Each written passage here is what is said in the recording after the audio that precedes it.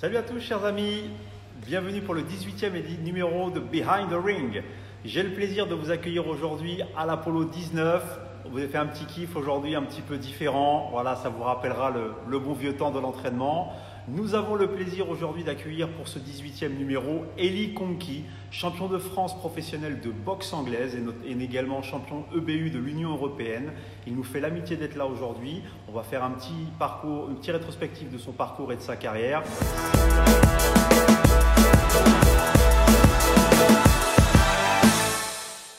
Salut Eli. Salut Benjamin, ça va? Ça va et toi, t'as la forme? Ça va, toujours, hein. Il Ouais, faut. nickel. Merci beaucoup Eli de nous donner un petit peu de ton temps et d'avoir accepté notre invitation. C'est vraiment très gentil Bah, à toi. c'est normal, du temps, on en a en ce moment, donc Ouais. autant le partager avec tout le monde. Ouais, mais de le partager avec nous, c'est d'autant plus agréable. Donc, je te remercie pour ça, vraiment. Il n'y a pas de souci, ça fait plaisir. Ouais. Alors, Elie, pour les gens qui ne te connaissent pas, s'il en existe encore, est-ce que tu peux un peu te présenter, ton parcours, savoir comment un peu tu as démarré la boxe? Raconte-nous un peu qui tu es. Alors, donc, je m'appelle Eli Conqui, j'ai 28 ans aujourd'hui. Ah, J'ai bon commencé la anniversaire. boxe. Aujourd'hui?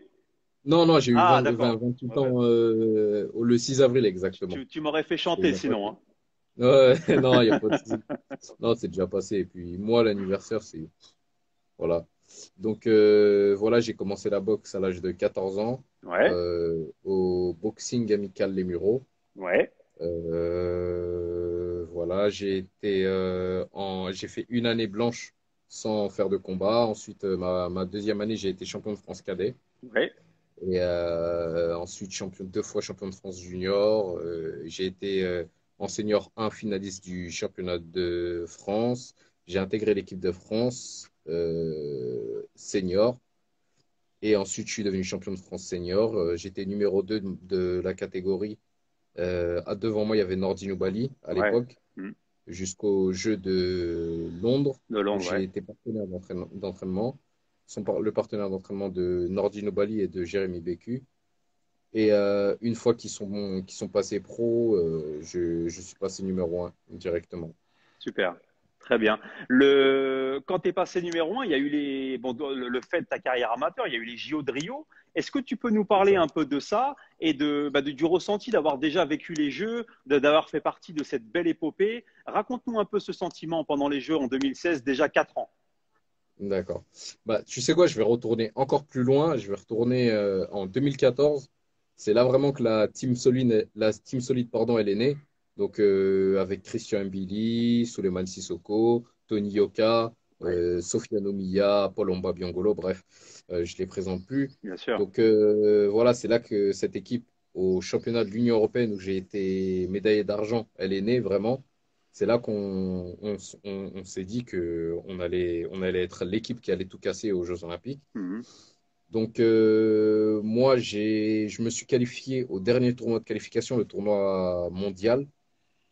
Euh, donc, je me suis classé parmi les 5 meilleurs mondiaux à ce tournoi-là. Malheureusement, j'ai perdu aux qualifications européennes au combat de la qualif Oui. de très peu, mais ensuite, voilà, je me suis qualifié au tournoi mondial, comme je le disais.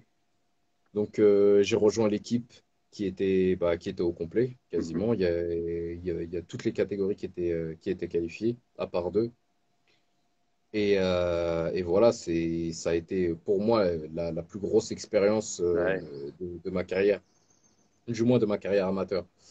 Donc, comment j'ai vécu les Jeux, on y est allé sans être timide parce qu'on savait qu'on était craint Mhm. sur la zone internationale. Voilà, et avant ça, on avait ramené beaucoup de médailles dans les tournois internationaux, beaucoup de médailles d'or, beaucoup de médailles d'argent. On était toujours dans le dernier carré, donc on était craint Bien d'à peu sûr. près toutes les nations. Toutes les nations nous connaissaient. Et en plus de ça, on avait fait des préparations avec les nations les plus Il est fortes. fort. Donc on savait qu'on était attendu sur cette Olympiade-là. Très bien, super. Et le ressenti alors d'avoir vécu les Jeux aujourd'hui dans le monde, c'est pas tout le monde qui vit les Jeux Olympiques. Raconte-nous le sentiment du défilé, de monter sur le ring avec la nation. Enfin, c'est quelque chose quand même. Alors, déjà, l'adrénaline, elle a commencé à monter aux portes de la cérémonie d'ouverture. Ouais, Tu sais, il y a comme un sas ouais, ouais. et Ah, il y avait tous les sports confondus, toutes les équipes de France. Et à ce moment-là, c'était Teddy Riner, le le porte-drapeau, porte-drapeau. absolument.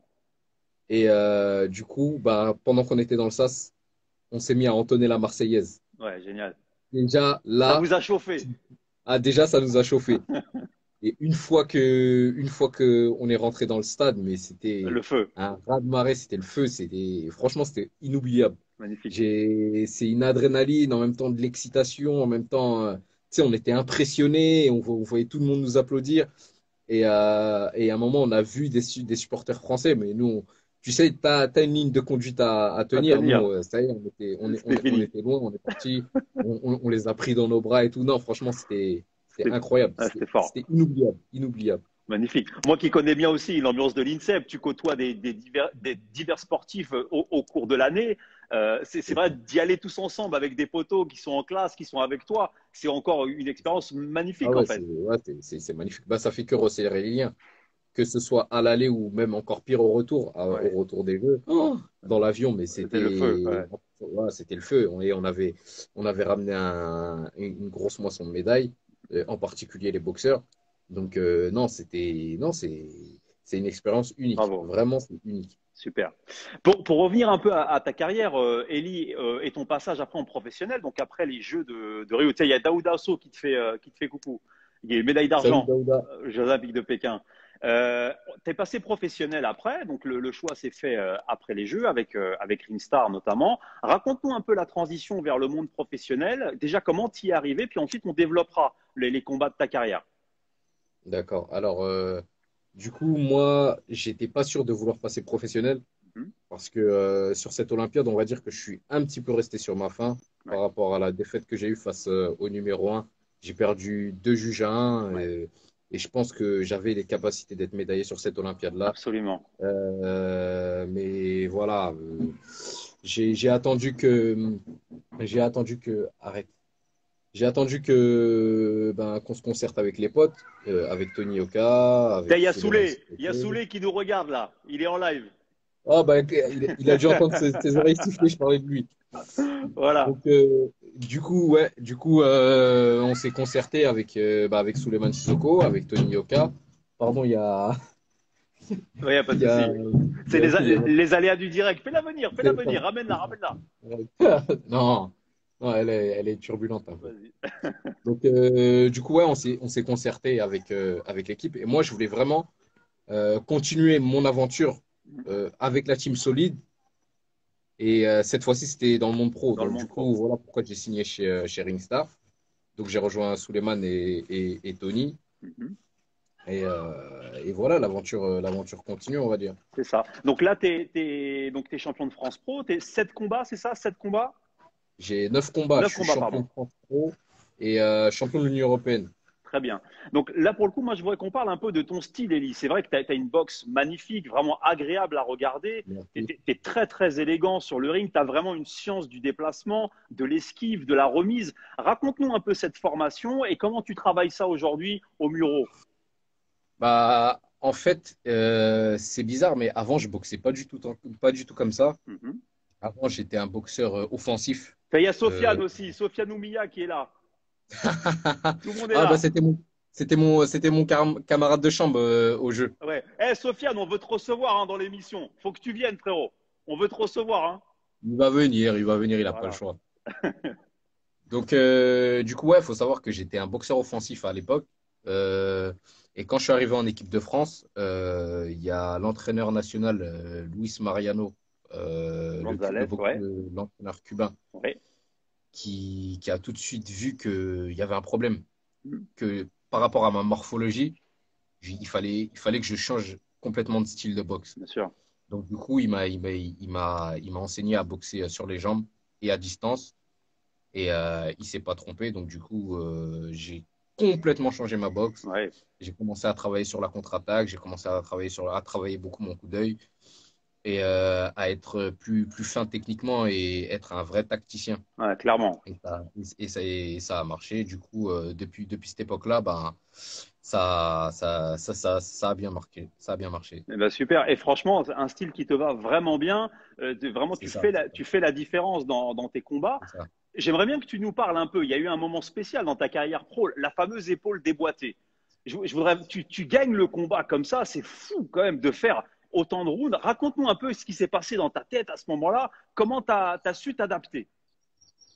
Alors, c'était pas la première fois que mon épaule elle cède sur un combat. La première fois que ça m'est arrivé, c'était au championnat d'Europe en 2015. C'est un championnat d'Europe qui était qualificatif pour les championnats du monde. Mon épaule, elle s'est déboîtée et sur le coup, j'ai paniqué. Ouais, J'ai paniqué. Pourtant, je gagnais le combat. Je devais être médaillé sur ce tournoi-là. J'ai paniqué. Et au final, ben, on a dû arrêter le combat puisque mon épaule, j'arrivais plus à la remettre. Et du coup, donc, ils me mettent perdant par KO technique. ouais.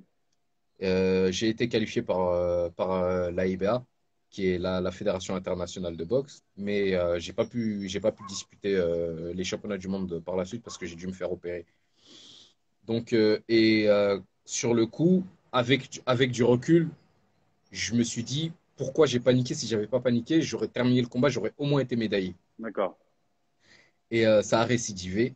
Ça a récidivé donc sur un accrochage avec l'adversaire au premier round. C'est un round dans lequel je m'étais un petit peu précipité. Au premier round, sur un accrochage, l'adversaire me tire l'épaule vers le bas et il m'arrache la coiffe ce qu'on appelle la coiffe des rotateurs. Ah, Donc ok. du coup, l'épaule, elle tient plus à rien. Donc l'épaule complètement déboîtée et la vis que j'avais à l'intérieur de l'épaule, elle s'est tordue. D'accord. Donc l'épaule, elle tenait plus à rien. Et sur le coup, je retourne dans le coin et je dis à mon entraîneur, écoute, je crois que mon épaule, elle a pété. Et mon entraîneur, il me dit quoi? On fait quoi? On arrête? On arrête? Chez les pros, on n'a pas le droit de perdre. On va lui donner une victoire à celui-là? Ouais. Je dis non, non, non, je vais terminer le combat comme ça.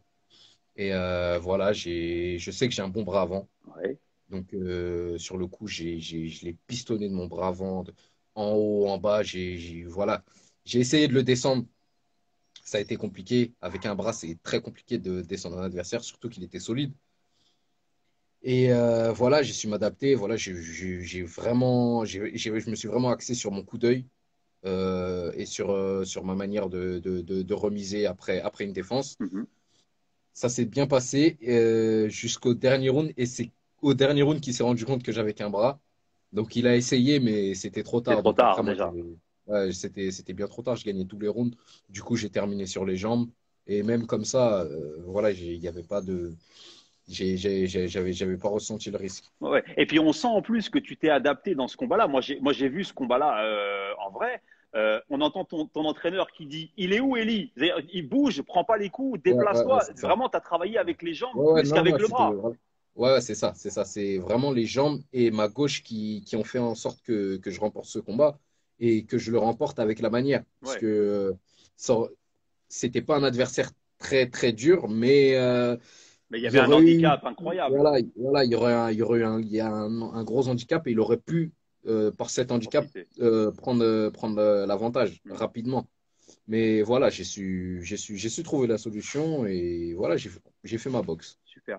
Pour parler un peu, parler un peu de ton actu, Eli, et puis des mois qui vont arriver, déjà, comment va cette épaule? Est-ce que tu te soignes? Et surtout, c'est quoi tes plans là pour les compètes à venir bientôt? Ouais, cette épaule, elle va très bien. Du coup, j'ai dû me faire réopérer. Ouais, J'ai fait ma troisième opération sur cette épaule. Cette épaule, elle va bien. Je la renforce très, très bien. Faut savoir qu'au mois de décembre, j'ai fait un championnat de l'Union européenne. Parce que, comme je vous le disais, la vis, elle avait été tordue, mais le chirurgien, il l'a pas changé à ce moment-là, au moment de la deuxième opération. Du coup, j'ai fait une saison complète encore avec une épaule qui se luxait. L'épaule, elle se dépoitait tout le temps. Donc, au mois de décembre, j'ai fait mon dernier combat avec cette épaule handicapée, on va dire. mhm, Et voilà, aujourd'hui, le meilleur, il arrive. Je suis opéré. Je suis en train de bien renforcer mon épaule. J'ai repris l'entraînement et les prochaines échéances, ça va être sûrement une défense de titre de mon titre de l'Union européenne. d'accord. Et ensuite, je vais me diriger vers l'Europe. Très bien. Donc, le championnat d'Europe, très bien. Ok, Eli. championnat d'Europe. Super. Est-ce que, alors dans cette période un peu compliquée, est-ce que tu as parlé un peu avec le staff, le promoteur, pour savoir un peu est-ce qu'il y aura une date avant fin d'année? J'imagine que tu n'as pas trop d'infos là-dessus.